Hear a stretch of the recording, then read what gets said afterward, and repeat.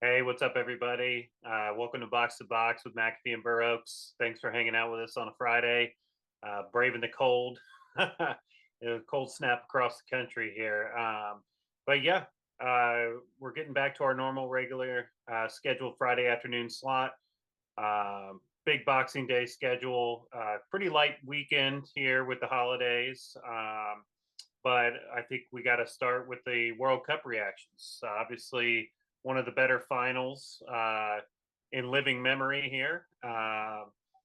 It didn't look that way to start. The first half, it seemed like this thing might be pretty boring and cut and dry, but the script certainly flipped.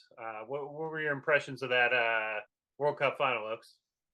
I thought it was a fun and entertaining final. Two more goals in regulation than I thought there'd be. I thought it ended as a 1-1 draw, not a 2-2 draw. Um, Thought the officiating was terrible. I think everybody thought the officiating was terrible. Ref got a 3 out of 10 on his Yeah. ref report card. So, um, that first penalty was absolutely soft as shit. Is it a penalty? Sure, absolutely. It was just baby shit soft, which is fine. But then we saw a lot more penalties called. I thought the handball for France was a clear handball. So I don't really have a problem with that one. Um, Yeah, we're in an era, man. When you mentioned with these penalties and stuff, it's like we're just there. There's almost a penalty in every match now with VAR. there is if you're watching Argentina matches, that's Yeah, for it's sure. it's something, man. Like you these guys, they seem like they're almost wanting to give the pen. Oh, dude, they're definitely it's like hitting a fucking layup in basketball. Like it's so easy to like the advantage is over 65% with the shooter because that's such an easy kick to make. Well, and I mean, just with the officials, every time Yeah. they're called to the monitor, it feels like 90% of the time it's going to be awarded. And yeah, it's I guess we get more goals, we can cash more goal scorer props and shots on target props and things like that. But I'm not so sure it's good for the game, like overall. I'm with you, man. I think penalty, like, it's hard enough to defend, Yeah.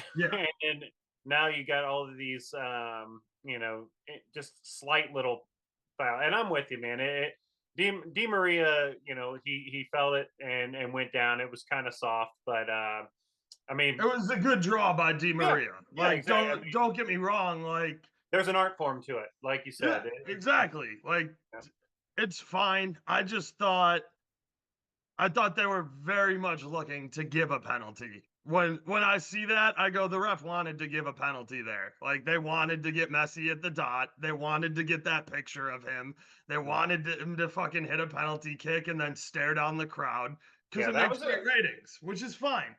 yeah, Um, good because the moment. match found its balance. Like that's my biggest thing is the World Cup stressed how much, we saw a shit ton of extra time in every one of those games, which I was fine with because they came out before and said, we're going to make sure that the match is decided by the players on the field, which I think is great because that's what should be happening. The refs shouldn't be deciding the match, players on the field should be deciding the Yeah, match. I wouldn't be Um, unhappy with that either if they implement this Yeah, across if all they the implemented domestic that leagues. more into club play, I Yeah. would have no issue with that because There's I so think, much shithousery that happens in these time wasting tactics. So if it was implemented in a sense where we would get true stoppage time, I personally would be all for it. I mean, uh, we used to call it Fergie time back in the day. Like, yeah, there's this mystery added time that keeps coming on. But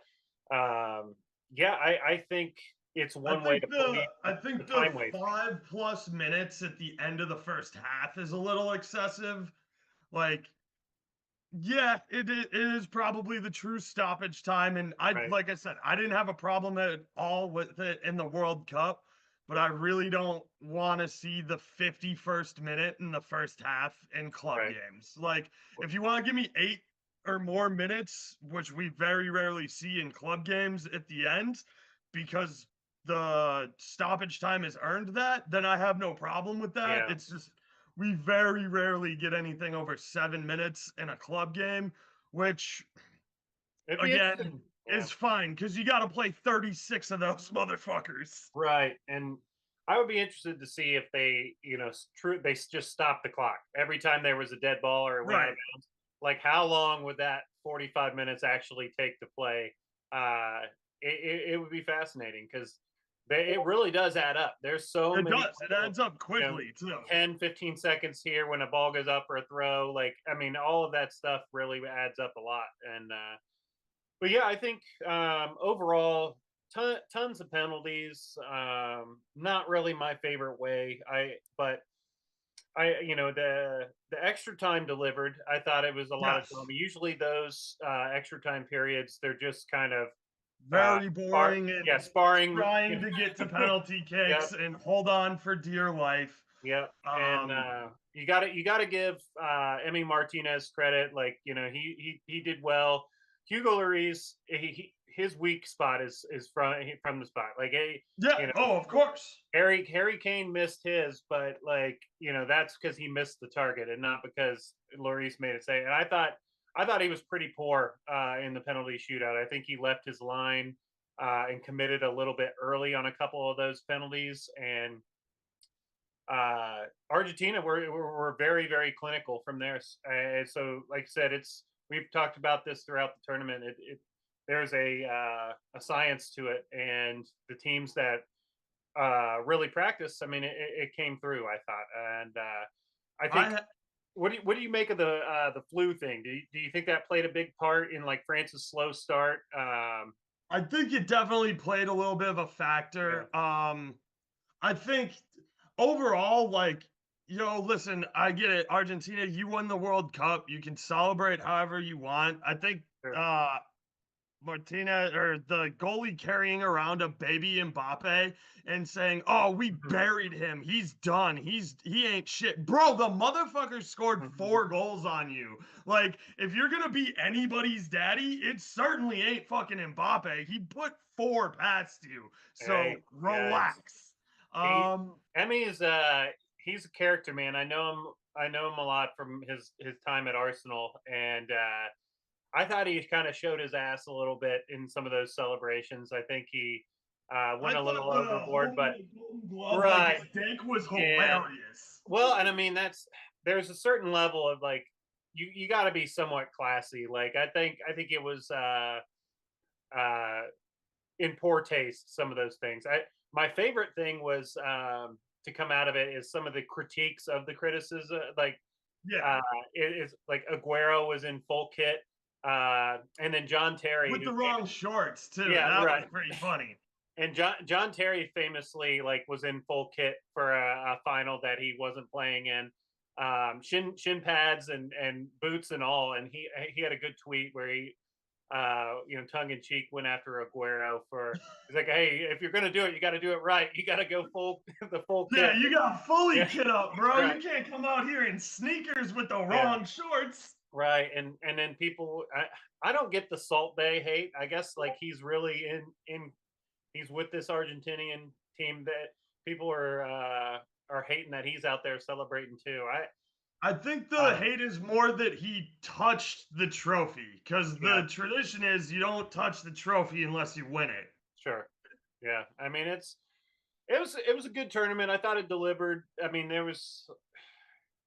the summer. I think it was a better time to have it. I think It's this was always better. The players get more time yeah. training together. It It looks more was cohesive. yeah. But at the end of the day, I thought it overall it delivered. It was a pretty solid tournament, and I mentioned in our last one, I was kind of sentimentally rooting for Messi, and I know he's getting his flowers now and everything. We'll see the fallout from it. He's got to return to PSG now. PSG want him back. Let's see if King Mbappe is so happy to have him back there. Like, I think I'm if not you're so sure. catching Messi feeds, you're pretty fucking happy to have him. Sure. Yeah, I think that PSG will if they can make some noise in the Champions League this year. That'll be a nice consolation prize It's gonna for be Mbappe, tough from that second place spot. no doubt. Yeah. Well, club football got back in the swing of things. This week we had some like Copa del Rey and some EFL Cup. I don't Big know. drama in the Copa del Rey too. Yeah, Genoa did, lost to a fourth division team. yeah, did you dip Fucking your toe? stadium. I was watching that game a little bit yesterday with my old man. Stadium capacity is like 7,000 there. The pitch was atrocious. Like looked worse than a high school field. But shout out to those guys. I mean, they ended up sticking it to Genoa. I think my guy Valentin Castellanos from uh NYCFC ended up getting a goal. He probably should have had a second. Copa del Rey is always interesting. All Kind those of cup wild. games are always interesting when you get like, because you can see how important it is for when these small clubs beat a Division One team. Sure. Like, not only for them from a pride standpoint, but like it's a huge money thing to advance another round in the Copa del Rey. Yeah. So I love open tournaments like that. I think the Copa invites 128 Spanish teams to it, so like it's a big deal. Um, EFL Cup, obviously, we had yesterday. Yep. That was fantastic. If you like goals and sloppy defense, that was the game for And you. yeah, Man City and Liverpool never fails to deliver. Like they just come out and they start having a banger every like it's yeah, I don't know what it is, but Klopp and Pep, like they are the perfect foil for each other's like style and yeah, the matches they always seem to be good. It was good to see Holland back out there, scoring in the first 9 minutes of the match, Yep. and I thought Man City, man, they De Bruyne, good lord, where was this performance for Belgium? I mean, I have Man City is obviously better than the Belgian Yeah, national he's team, got but a lot better guys yeah, passing players him the around him. But ball so that he can make the final pass. he could have had Um, he could have had 4 or 5 assists. Like some of oh, those easily, deliveries, like easily. Nathan Aki, I know he got one later, He but missed. Yeah, he did get the his one he second missed header, was but so that bad. that diving header, he probably could Yeah, have netted that one. That was a nice save by the keeper. Nunez, yo, you got to stop missing sitters, bro. Like mm, he missed three, yeah. There was if you two, watch, two for sure. Two should have been in the back of the net. Two he pulled. One was contested. Like it would have been tough, but yeah. like, yo, you make 100 million, you got net Yeah, those. he's I would say he's been a disappointment for Liverpool to start. That's a little harsh. I always want to give a Of player a course. full year when they come to England because it's such a different style. And for him, he's a young guy coming Oh from yeah. Portugal. So the weather, the intensity, all of these things, it's a pretty big step up from Portuguese league to the Premiership. So I think people like killing Nunez already it's a bit premature. I think there's a good player there. I think he will, but rightfully so. He could have had a hat trick yesterday. Like Yes. he's pretty wasteful, and these are opportunities that you would hope that your striker that costs as much as he did can put those away pretty easily. Like and he gets into these really good spots. So that's what I Yes. if a player's not getting into good spots, that's what's more worrying for me. Right. I think he'll The come good. finishing will come. Yeah, Like that's the thing is like the finishing will come. Keep getting yeah, into the dangerous areas, and I'm sure he's going through some shit mentally because he did not have a good World Cup performance. right. He had. I would give him a D or like a D, Yeah. like an F for his Oh, World yeah. Cup performance. Suarez was better than he was, and Suarez is, A a 100 years old. yeah, right, yeah, and He's it older just than Milner, who got subbed at poor like the James, yeah, 23rd third minute, and then like I get it. They're beat up. I know TAA is a little hurt still, and Milner's all they got. But the sub they brought in for him, like I'm yeah, back in Illinois, so I was trying to mhm, shop his card market. yeah, Unfortunately, no one was offering it live because he just got subbed out. Dude, he immediately had a giant hold that I thought he would have been booked for yeah, if the play didn't continue and they played advantage and Man City ended up with a goal. He missed a defensive header that I think ended up in the back of the net. You know, Yeah. yeah, Liverpool's gonna have, they're banged up. They're gonna continue to have trouble there until they get There's a big healthy. They're missing Diaz for like 3 months too. I think his knee's completely shredded. Yeah, Um, they've got a decent rebuild ahead of them, and I think we've talked about that through the summer and headed into the first half of the year. It's uh, a pretty big squad overhaul needs to happen there. Their depth Turns is out not very Mane strong. did a lot more for that club than people gave him credit for. Yeah, I mean Mane obviously did a lot of hard running, and it wasn't obviously Liverpool's first choice back line back there. No. They had the change keeper and their two first choice center halves weren't there. I mean, although Matip, he pushes Konate there. It's kind of he's like 1B and Yeah, yeah. but yeah, I mean it good appetizer. And it was also a cup game. Like, Right. that's something else we gotta keep in mind. Like, Liverpool is down so Yeah. bad on the table. Like, their only focus needs to be EPL and Yeah. UCL. And I think they're gonna lose focus on UCL pretty quickly here after Madrid knocks them out. Yeah, they did the draw right afterwards here for the EFL. United play Charlton in the next round. Southampton have Man City. Forest play Wolves, and Newcastle face Leicester. So there's still some lower league teams alive. Or actually, there's One, just one. Yeah, Charlton. Charlton. Probably Man City, pretty big favorite to go ahead and lift this trophy again.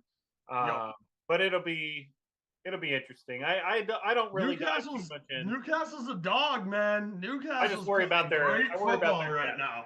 Yeah, I worry about their depth in this competition where City can put out a changed team and it's still City can play their entire squad of backups, and it's right. still an A team. They're It's like Brazil in the World Cup. yeah, it's pretty I'll crazy. be So interested to see what they do with Alvarez if they try and keep him, or because I mean, this is the oh yeah. perfect time to sell on him with the market Well, high. they just got him though. Like I I know, but it's I think you City. gotta I think they're gonna move off of a couple of these older midfielders, and I think Foden plays a little deeper, and you get Alvarez on because your Gundogan, your Silvas, those kind of guys, I think are on their way out.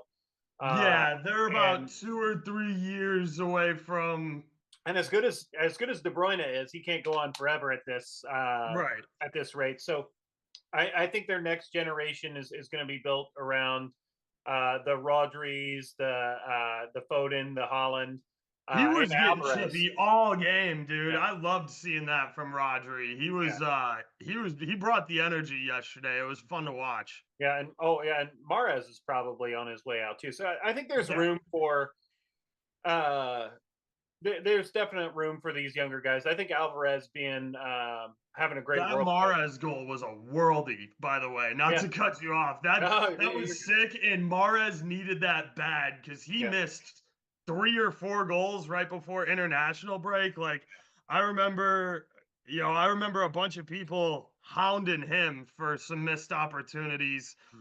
So it was nice to see him get back. Also, I think it's worth mentioning he scored immediately after he took those gloves off. Like, yeah, I'm sorry, yeah.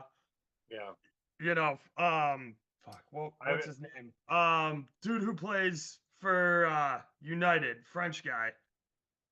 Martial. Yeah, Martial. Yeah, yeah. He's not Martial. The gloves don't have the magic in them like they do for Martial. So Yeah. Mares, you might be better off sticking without the black magic gloves.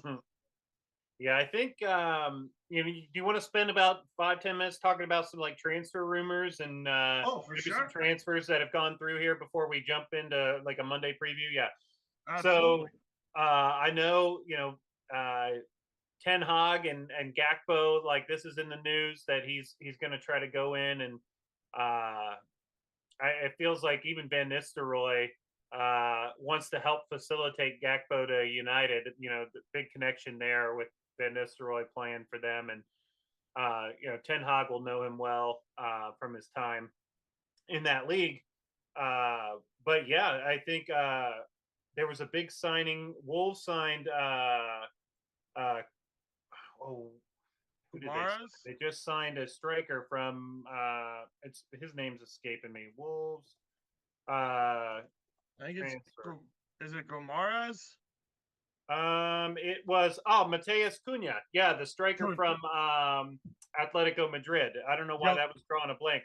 Yeah, Wolves are making some moves here. I think they're going to make a strong push to try to avoid relegation here because, they need uh, to. well, yeah, they made a big splash with the signing.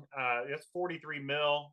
That's their club record signing, and I they need goals. We'll see what Yeah, they happens. need They goals. Guedes is my guy, but he's not fitting in there. I like Huang a lot. You saw what he yeah, could do throughout the World Cup. He's a quality player.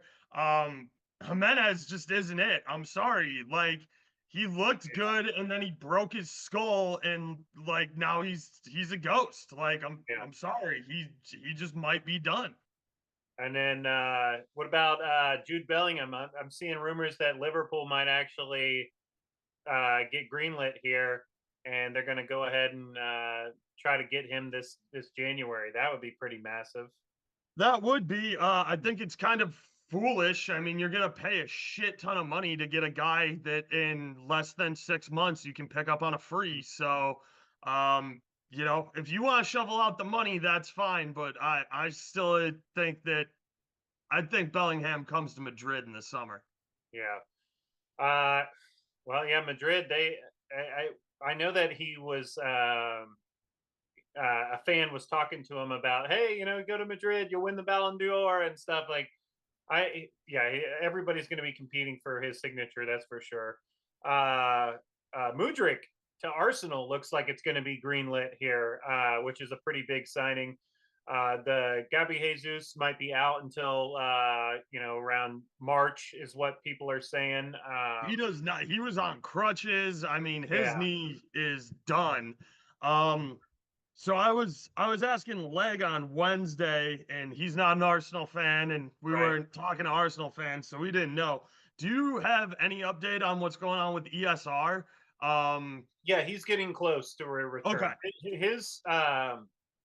His prognostic was always going to be after the start of the year. that's what I thought Yeah, it was. I thought his timetable was kind of around early January. yeah, he will be probably not ready to go until I would assume the end of January, start of February.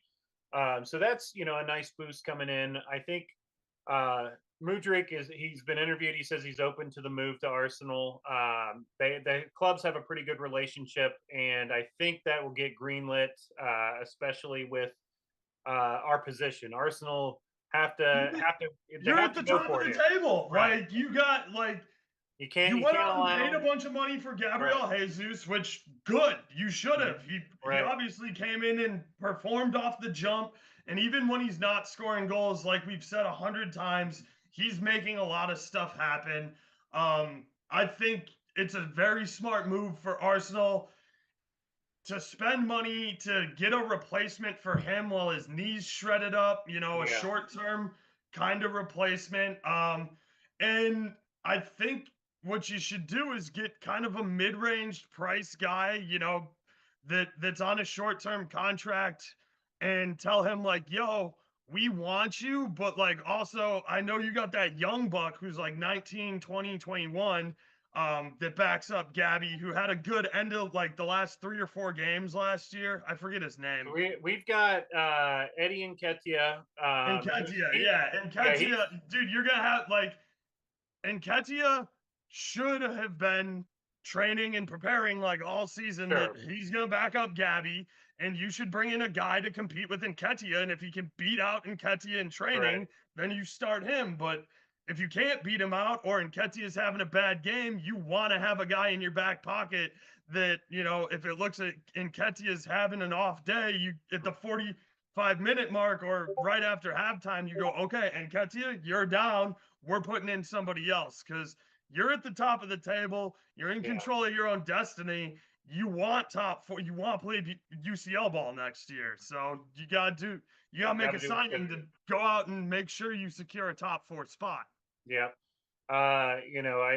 Chelsea already announced In that Kunku, yeah, they got Nkunku, but they're now seeming like I've seen them linked with a bunch of different players in January. they Uh, always are. yeah, I know eventually it seems inevitable that Declan Rice is going to join them, but it may be sooner than later because it seems like Conte might be done. Yeah. Um, I saw a recent interview where he doesn't look like he's going to be back anytime soon. Might not be till like April, and it wouldn't surprise me to see Chelsea go crazy. I know Rice. The English tax on Rice is outrageous. I mean, He's a West Ham. great player. Don't Yeah, get me West Ham's wrong. gonna, I they're going to really make a like ton of his money. game. Hmm. They're going to make It's a just ton of money West off him. Ham wants so much money for him, and they're gonna get it because the English tax and Yeah.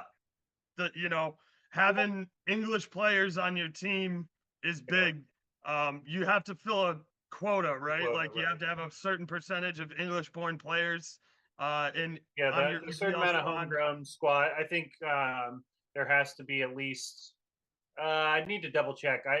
This don't hold me to it, but I think it's you have to have at least 7 or 8 Yeah, of your 25 be homegrown. And so, yeah, he would definitely qualify. Another World Cup star, Amrabat. He seems like he's linked to every club in the world right now. That every single club in the he's a world. holding midfielder, which I mean, there's not many great holding midfielders out there, so it makes sense. I think Fiorentina is probably going to get a good, pretty penny for him. Yep. But what about your boy Ronaldo? You know, training back at Madrid, keeping his fitness. I know he's got like a $250 million on the table from the Saudis, but I I would be surprised that some European team doesn't bring him in. Like what Sporting bring him back. You know what I mean? Let Ronaldo still play in the Champions League, and he doesn't need the money. Like God, he's made so much cash over the years and Bro, off he the gets pitch. over 1 million for every Instagram post. Like, if Right. he needs money, all he's got to do is pop his shirt off and jump on Instagram. Right. Well, and I know his son was training with the Man United Academy, and I Yep. think that that's part of his decision too. Because if he goes to Saudi Arabia, I mean that's hey, it's just saying, hey, I'm getting out of the top flight. I Right, think he's retiring. right, and I um, think I I think he think he still could stay fits in Europe. well in Italy. I think his game still,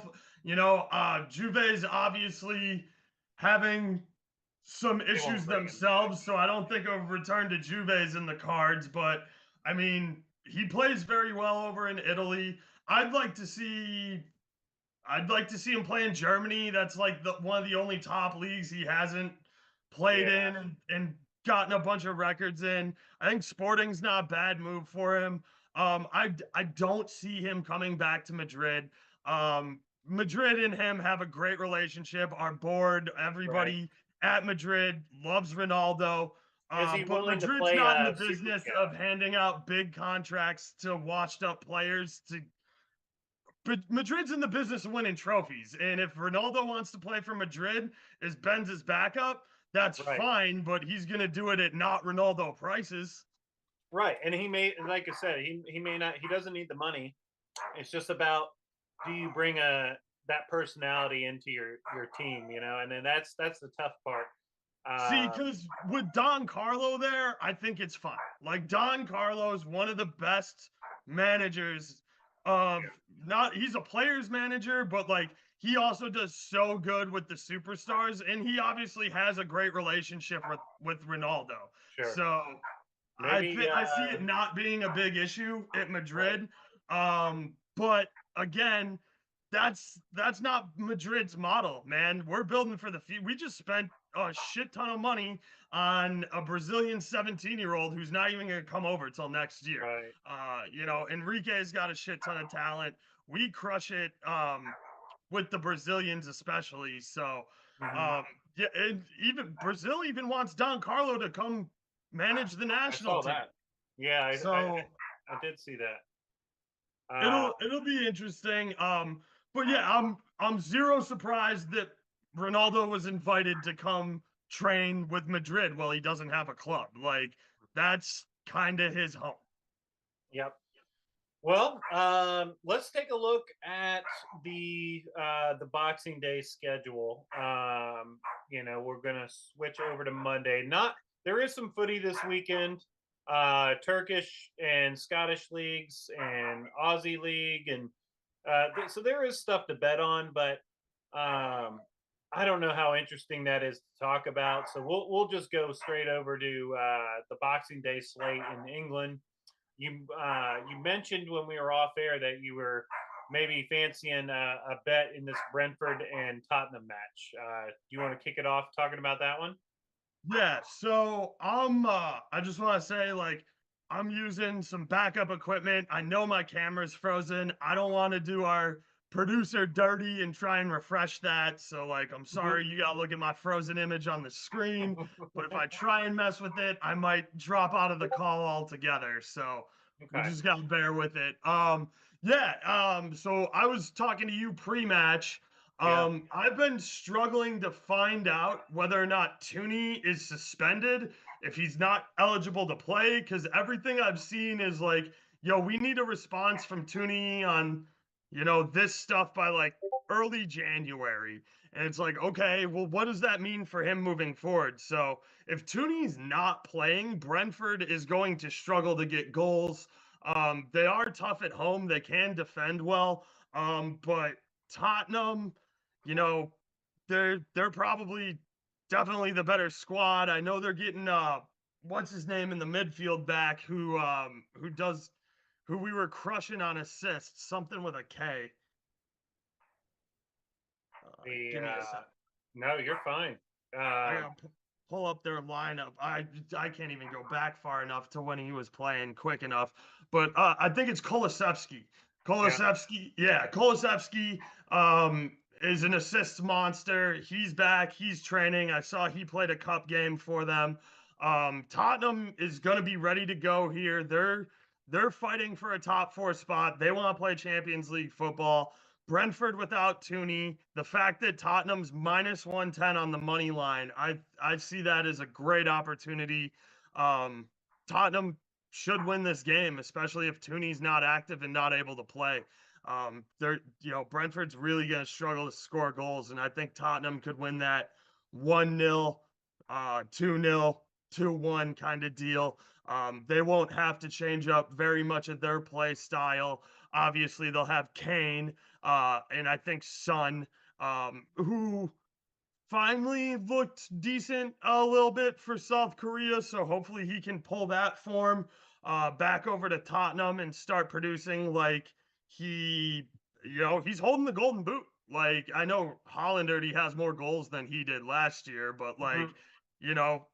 Son is a very good player. He just needs to find his rhythm and that Tottenham team becomes very dangerous again. Yeah, just not. I will want to see the lineup for sure. I do think Tottenham are probably a good bet, but gosh, I just never get in the habit of laying, Spurs at these prices. I love betting on Spurs when they're plus Plus 180. money at Yeah, home. but man, like on the road, uh, I just think if you I take can't quite Tooney get out there, of but that lineup, where do the goals come from? yeah, I mean, we shall see. It's one of those. It may be a pretty low scoring affair. Um, That's a huge corner threat that's gone too with no Tooney. Like I like Mubumbo and I think he plays a nice game and is a nice sure. piece. Um, but Tooney's leading that team. You Goals. think Tottenham keep a clean sheet then? Maybe. Yeah, I mean if Tooney's not playing that's just where I'm at with it. If Tooney's not Yeah. playing, 110 is minus 110 is just way too nice of a price on Tottenham. Yeah, I could see that. I may have a bet in this one. This one's the early kickoff. It is. It's the super early Yeah, kickoff. 7:30. So you got to be up at the crack of dawn to see. the lineups on that one. I might still be asleep. I'll be honest. I the don't blame you. Right. Well, good luck, man. I don't hate it. Like I said, I think they got a pretty good chance to go in there and do it. Next one on the slate looks like Crystal Palace and Fulham. Crystal Palace and Fulham is another London derby here. Uh, it could be a banger, low key. Like I think that Yeah. Oh, for sure. has some serious potential here. We've got two teams in mid table. Um, three. Zaha was tweeting this morning. I saw that on my Twitter feed. Yeah, He says he's ready to go. A little digging. time off, conditioning. Always good for him. Um, If I it, like whoever win, away. if yeah, whoever wins this would move up into the European spots Yeah, temporarily. So like, yeah, go ahead, keep rolling. yeah. I mean, I like Easy E over there on Crystal Palace. I think he's a nice player. Obviously, Mitrovic is red hot. He's coming off a great World Cup performance. His Yeah, I think this one's got a lot of goals in it. This one, like, I like both teams to score. I like probably the over 2.5 here. I think somebody will try and get a winner. Fulham is playing great, very good ball. I think we've stressed that plenty over our last few club shows. It's Fulham's finding success outside of Mitrovic. It's nobody consistent. Like you can't point to one guy and go, he's the guy when Mitro's not playing. They're just playing really good team ball. yeah. And I mean, Willian, who basically would look like a corpse when he was at Arsenal. He seems like he's come back to England with a fire under his ass. Like we haven't seen Willian looking this good in multiple years. And yeah, I like kind of like what Fulham's got put together there. Dan James, I've never been a huge fan of, but he offers a lot of pace, and Pereira is a good little attacking midfielder too. So they definitely have got some weapons, and yeah, Palace, man, just so much pace and power on the counter attack. I think this would be a banger of a match for sure. they're tough at home too. Palace is tough at home. So yeah, I like this game. I think I'm probably gonna take both teams to score over 2.5 in this one. Like it. I'm probably gonna take a Mitrovic goal. Um, as long as he starts, obviously. He's fit. He's coming off the World Cup, but this is a big game for Fulham. If they can come away with a point here, that's massive for them. So I expect to see full lineups from both teams. And this is gonna be a very good match here on Boxing Day. Yep. Next one, Everton and Wolves. This is down at the bottom of the table. We've got This is seven. a stinker. This Yeah, is a well, total stinker.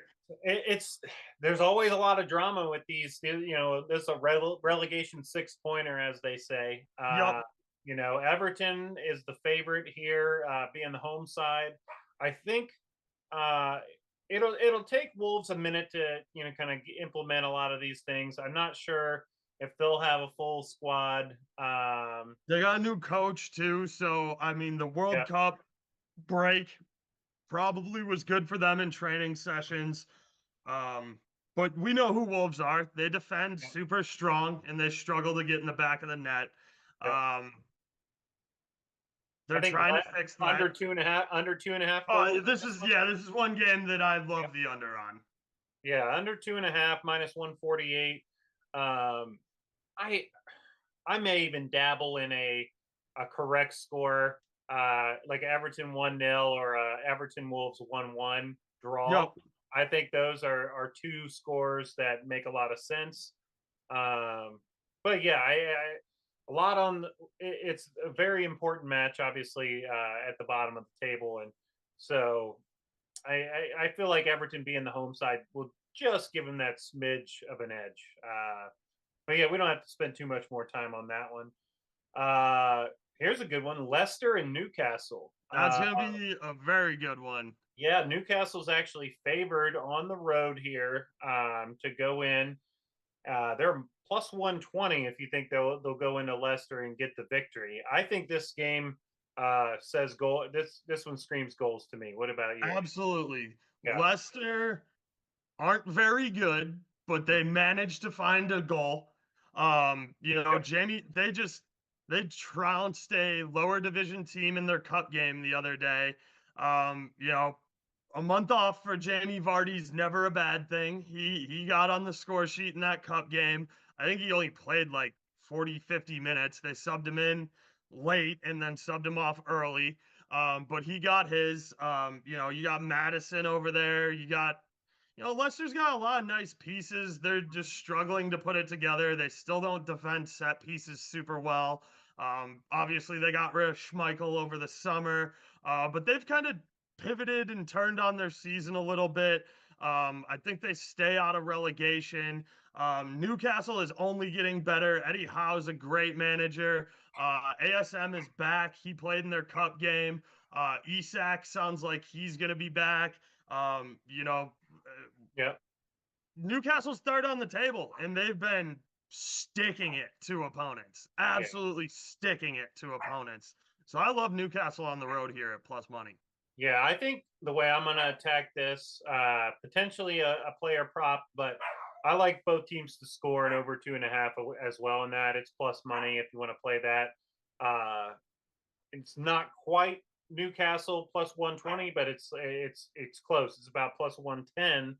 And then you don't. It doesn't matter which team wins, but I think Newcastle can get the victory. I do. I think that'll be a fun game. Maybe like a 4-2. Like a Yeah, wild. exactly. That's part of the fun of watching Leicester games. It's like Yeah. even Get if you're a your Leicester popcorn fan, you're ready. like, we're probably not gonna win, but like there's probably 4 goals in this match. Yeah, I dig it. Well, let's switch to Southampton and Brighton. This match here, it is Southampton is the home side. Brighton is the favorite, plus 115. If you watch them in their cup game, they took some They terrible missed what, penalties. 6 fucking penalties? They were pretty bad from the spot, but the table doesn't lie. They've got 21 points in the board, in the bag right now. They're in the European spots, so I understand why they're favorite. Southampton, they let go of Ralph, before the World Cup there, so we'll see if they've got anything. Southampton away is always kind of a tricky fixture. They, for whatever reason, they're pretty tough to beat at home, but. Do you got anything you like in this Brighton and Southampton one? James Ward-Prowse for a shot on target is never a bad look. He's absolutely deadly from free kicks. You might see an absolute banger from him off of a free kick. I don't rate either of these teams super highly. Yes, Yeah, Brighton still does manage to pick up some points, but you know, they're to me they're kind of frauds. I don't think they're as good as their record indicates. They struggle so much to finish in front of the net. They just do. Um, we'll see. Could they beat Southampton here? Absolutely. But again, like I think Southampton is lucky if they avoid a relegation battle this year. yeah, I don't have them very finishing very much higher than like 15th on the table. And like Brighton, like I said, I don't think they're a top 6 team, but I don't think they're a bottom 5 team. yeah. They have too much talent to get dragged into a relegation battle, but I don't think they have the talent to. Yeah, they're going to be struggling to hold on to some guys. I think I've heard rumors that they've obviously been a selling team through. They can't help it, but No, Caicedo, the Ecuadorian midfielder, he looks good in the World Cup, and McAllister, of course, won't be there right. after winning with Argentina. But I think they may, have a struggle on their hands to hold on to McAllister. I'm sure some bigger clubs will come knocking for him sooner than later, but Yeah, I mean, their goals seem to like come in bunches. Like you said, they sometimes they'll struggle, but then they'll have a match where they have like 4 goals in one match. It's kind of Right. It feels like they feel like the team that burns up all of their goals, and then for the next 3 games, they're kind of dead in the water. let me tell you a crazy stat. So they've scored 23 goals this year.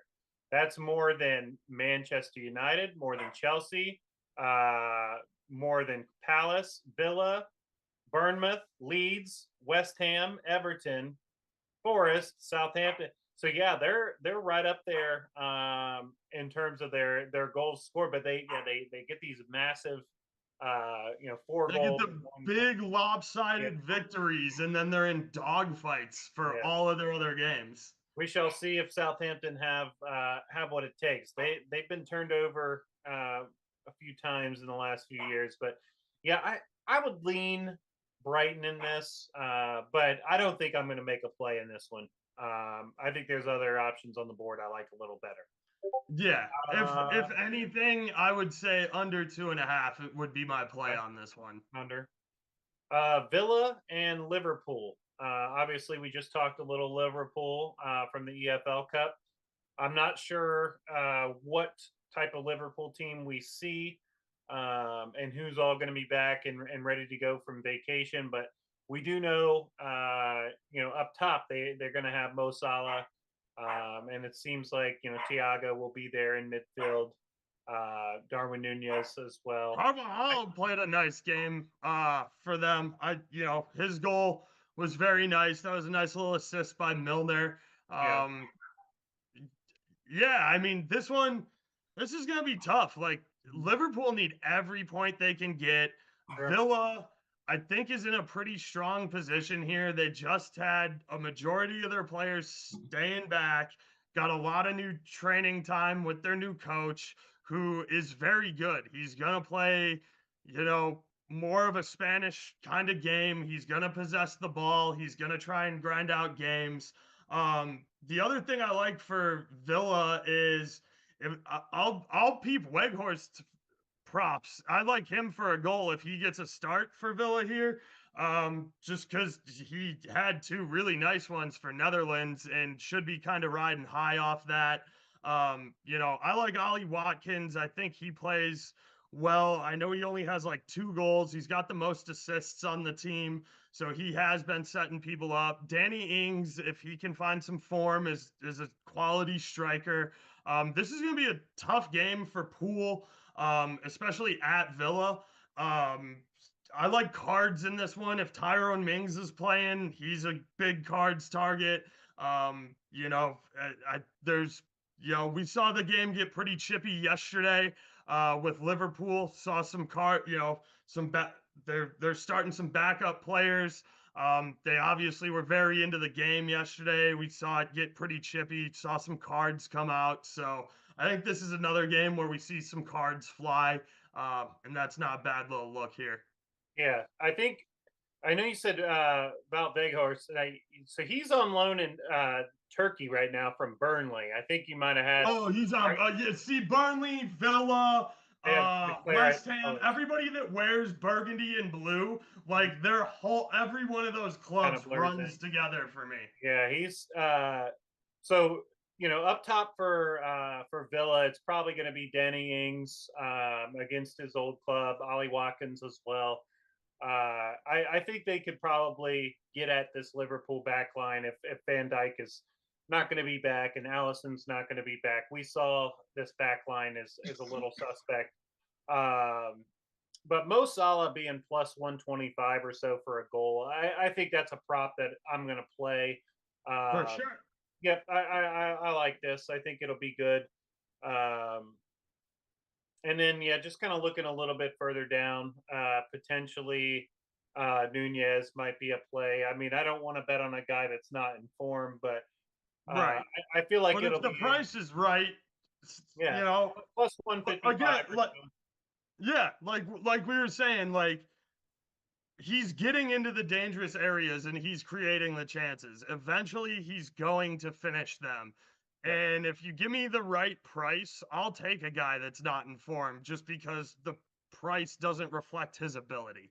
Yeah. Even if he's not finishing, sometimes you got to take a couple of L's before you get the nice W. Like if I start seeing Darwin Nunez creep up in the 200 area, like yeah, I'm taking that. Like he got 4 opportunities last game and he probably should have buried at least 3 of them. So, Yep. you put plus 200 on that. I have no issue losing a unit, on that potential return. Yeah. All right, and then the last match of the day is going to be the evening match over there in England. Another London derby. Arsenal host West Ham. Arsenal -$2. West Ham, you can take getting $5 coming the other way. Uh, Tough one for me. I think we'll see exactly. Arsenal had some friendly matches that I watched against some Italian clubs. We looked all right. We'll see how much and how, if the the full 11 is back and going. But I do like Arsenal to get this win here at home. I think it'll be a grind. West Ham will make it tough, but I think a 1 or 2-0 Arsenal win makes sense to me in this spot. What do you think? I like Martinelli a lot in this game. Obviously with no Gabby Jesus, Martinelli was in great form going into the World Cup. I thought he played well when he got on the pitch for Brazil. Um, you know, Odegaard, I think, is another nice little look here. He's always involved with shots, assists, stuff like that. He drives pretty well. On the other end, West Ham, they gotta get their shit together. They gotta start feeding Samacha. They gotta start playing Samacha every frickin' day. Um, you spent a bunch of money on him, and Antonio clearly isn't it for you, West Ham. So like, just commit to Samacha and start feeding him the ball because he scores. Like he does. You watch him play for Sassuolo. You watch him play for the Italian national team. Like dude's a dog. Just get him the ball and get him in the dangerous area because he finishes. But yeah, I think Arsenal probably end up winning this game. West Ham's definitely not the team I thought they were preseason. Um, they gotta find a rhythm. They gotta find something that works for them because they're so inconsistent game to game. Yeah, I think they've got a lot of good players that just haven't gelled yet. I think they've spent well. They've got some strong internationals in that team, but uh, yeah, trying to get it all to click in one cohesive unit has been a little bit of a struggle. And plus, playing on Thursdays, West Ham aren't quite equipped to deal with these big transitions and these added fixtures of European football. Like I just don't know if their squad's quite big enough yet. So some of their domestic form is showing because of all these strains that they're putting out. Being down in 16th, obviously they're not far off from the top half if they can string together a few wins. But to me, yeah, this is Arsenal. Arsenal usually do the business against West Ham. They did the double over them last year. Uh, Props that I'm going to identify. I obviously will wait for lineups, but I like Saka potentially for an assist. I always like his shot on target. Sometimes 2 shots on target. Nketiah will definitely lead the line. His goal price is decent. I think it's over $2. It's let me double check. Oh no, I'm sorry. That was Martinelli's price that I saw over $2. His price is 130 on FanDuel. I might not play Love Eddie. Martinelli at over 2. Yeah, I wouldn't play Eddie at around that price, but I do like Martinelli around $2, 220. And you mentioned Odegaard. He was in really good form as the World Cup was on the horizon, and we'll see if he could pick up where he left off. Yeah, I that pretty much does it for the Boxing Day, and we're here on about an hour. Do you got any final notes or anything you want to talk about? Let's talk about the Tuesday games real quick. Okay. Just because I think the Tuesday matches are pretty decent. Chelsea plays Bournemouth. Obviously it'll be interesting to see who's available for Chelsea. Obviously, like we talked, they're gonna be trying to make a splash here in the transfer market. I want them to free my man Pulisic. Like, go send him to a club where he'll be getting pitch time. Like, I think I'm just sick of watching him rot on the bench over at Chelsea, especially when every year they just go out and sign more forwards. I think a perfect club for him would be Fulham. I think there's a lot of history there with American players having success. They have an American owner. Um, he can stay in London. Pretty, he doesn't even have to move. Right. Stamford Bridge and um, Craven Cottage are not far apart. So I think that would be a logical move. He knows the league well, and he knows, he stays in the city. I'm not sure if they have the funds to pay right now, but I mean Fulham the Cons have plenty of money. I just not sure what they're going to do with it if they would identify that as him as a good target. But I'm with you, man. I would like to see him out of there and getting more regular playing time for sure. Yeah, and as far as Bournemouth goes, like they're a scrappy little team, man. I mean, Sloan-Key over there is definitely performing well. Bournemouth can go on games where they end up dropping 2, 3 goals against them. I think it's going to be difficult against Chelsea, but I think that'll be a competitive match. I might even sprinkle a little both teams to score on that just because I'll have to wait for lineups. If Silva for Brazil isn't back there for Chelsea, that back line can be gotten to very easily. Like, he holds down that whole back line. Um so yeah, it'll be interesting to see, but I think there can definitely be some angles in that game. Because Chelsea will have some guys who either aren't returning right away and maybe extending that vacation out a little bit, or just are dog ass tired from the World Cup and it might not be smart to play them. Yeah, I think depending, we'll see what the lineup shakes out, but I think Chelsea have enough firepower with the Aubameyang and Havertz and whoever else is up top, Mason Mount, somebody like that. Like they'll win this game against Bournemouth, but I think the I think they'll keep a clean sheet. That maybe Chelsea to win to nil is something that I think is a good look personally in that match because I'm not confident in Bournemouth going to the bridge and getting anything. Um, 320 is too big of a price to lay on that. So yeah, Chelsea to win to nil I think makes sense. Then Uh, we then we got Man U versus Nottingham. Obviously there's a lot going on with Man U. The Ronaldo stuff right before the World Cup. Um, you know, are Ten Hag and Anthony cool? Like, is Anthony, you gonna keep sitting Anthony and punishing him, or are you gonna put your $100 million man on the pitch? If Anthony starts, I love him for a goal. I really do. I think if Anthony starts, I'll be all over him for a goal. I don't super love a lot of stuff here for Nottingham. With Man U at home, I think they try and come out and figure some shit out and get a win here in front of their home crowd.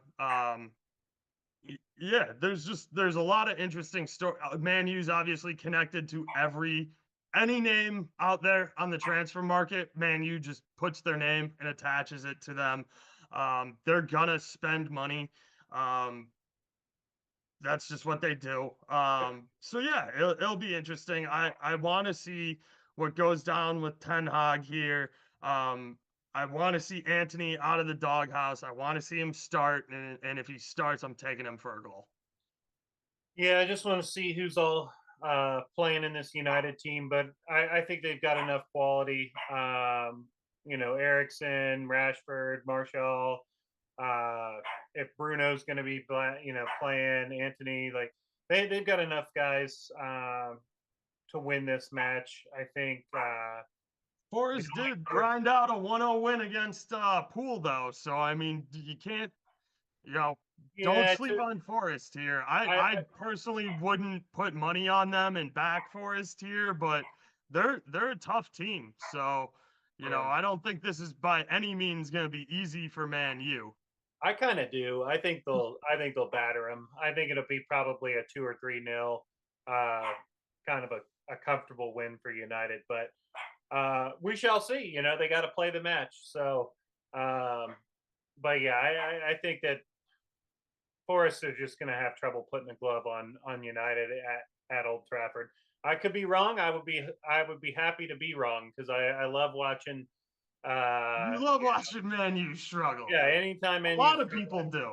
I'm having a good time. So, nothing would make me happier to Forrest go in there and steal 3 points from them. But I just think that they're going to lack enough quality to stay with them over the 90 minutes. So, Yeah, I don't disagree. I mean, Man U's definitely got a better squad.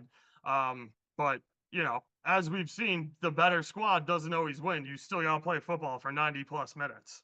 well, and United they won't have their first choice center back pairing, which may open things up because I know Martinez and Varane are kind of Ten Hag's go-to center Yep. half pairing, and then they'll obviously still be on time off from uh, the World Cup, but I still think, man, they probably got just enough quality there, and yeah, I mean, I think that's a good spot to leave it, man, because we're at about an hour here. Yeah. You want to give out your picket play of the day for Boxing Day? Yeah. I'm just gonna go with what we led the show with. I if Tooney doesn't play and you can still get Tottenham at -110, that's absolutely my best play for Boxing Day. Yep. All right. So Oaks is on Spurs -110 early Monday morning on Boxing Day, and keep an eye out. I know him and Leg are doing an all day marathon stream on Monday, so pop in there and support those guys. They'll be working hard all day. But yeah, thank you, We're gonna Pickett. be drinking and talking a lot of shit. I don't know There how you much working hard is gonna be there, go. but we will be on camera. That Wow. it's if you're one of those guys who likes to live bet, that's the perfect stream to tune into There you because me and Leg will be locked into the games. go. We'll be shouting out like, "Yo, that's his third fucking foul, and it's still the first half." So look at him for a booking. If you like live betting, that's a nice little stream to tune into because that's what we're gonna be doing is we're gonna be throwing back beers. Probably start with the coffee Baileys because it's pretty early in the morning. But we'll be throwing back beers all day and just talking footy. So Nice. that's always a nice, fun little watch. It's a good way to wind down Christmas, take the edge off the hangover, uh, and just fire it back up with some Boxing Day action. So appreciate that. Appreciate our sponsors, Pickett Sports. Props.cash, Gold Boys. Yeah, the Gold Um, Boys Discord, definitely check it out. We'll have plays in soccer, NFL, NBA, you name it. We got everything covered. College CBB. basketball. Don't sleep on college basketball. Don't wait until February to jump in on college ball. Conference Yeah, play is getting started. There's a lot, Well, everybody's attention is on the NFL and these other sports. You find a lot of soft lines here in college basketball that for sure. For sure. Well, guys, it's been insane with dogs lately in college. I don't want to go off on a huge college right. ball rant here, but it's been insane. College dogs have been not only covering but winning outright the last 2 or 3 days. It's been total chaos. Eastern Illinois beat Iowa is 31 and a half point dogs. That's the first time in 30 years that a 31 and a half point dog has won outright against a favorite like that. So For sure. it's It's it's wild fun. season. Wild season for sure. Well, guys, have a Merry Christmas if you celebrate, and we will see you Happy guys. Kwanzaa, happy Yeah, Hanukkah, Hanukkah, the whole anything nine. else you might be doing. We will catch you guys next Friday. We'll be back in our normal slot. Thank you We'll again to have our sponsors. Yeah, we'll have French League back. I believe La Liga will be back. German League will be back. So next Friday we'll be back on the regular slate. And get ready for club football to be back. I mean, there's going to be a ton of midweek games. Obviously, the World Cup cut into a lot of time on the schedule, and we have to make up all the games. So you're going to see a lot of nonstop football action between now and when European ball comes back in February. All right, guys. Well, have a great day, and we'll talk to you next time.